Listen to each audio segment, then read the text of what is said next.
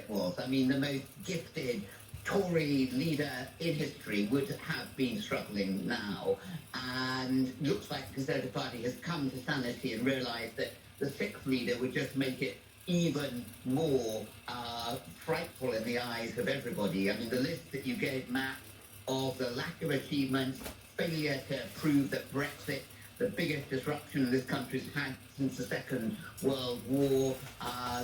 What was the benefit? The failure to sort out immigration, to have levelling up, to have economic growth, to have public services that the country really wants and believes in. I mean, what have they done? I don't think it's particularly, maybe unpopular with your listeners, I don't think it's particularly Rishi Sunak's fault. I mean, personally, I wouldn't have gone out with Rwanda. It just doesn't look good.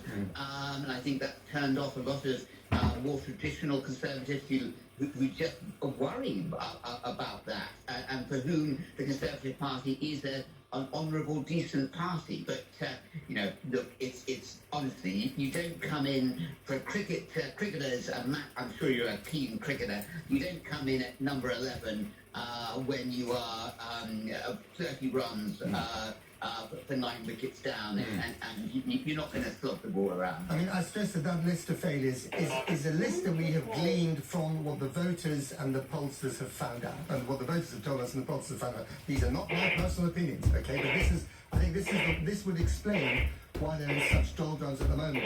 But what's astonishing to me, Anthony, as well, is that just 3 years ago, the local elections in 2021, as the pandemic was reaching some sort of conclusion with the vaccine rollout, were going rather well for the Tories. The fact that they've gone into this precipitous decline, more precipitous than the decline, you could argue, between the elections of 2017 and 2019 for Labour. Yeah. Well, how do you explain that? Really, looking back at the historian, how do you explain that? Well, I think that it's partly the other side, and Boris Johnson, when he won the 19 election, was against Jeremy Corbyn. You're very strong as a Prime Minister if you have a bad opposition leader, and Keir Starmer might not be the best thing since sliced bread, but he's very competent, and he is chipping away steadily in his United Party. Factor one.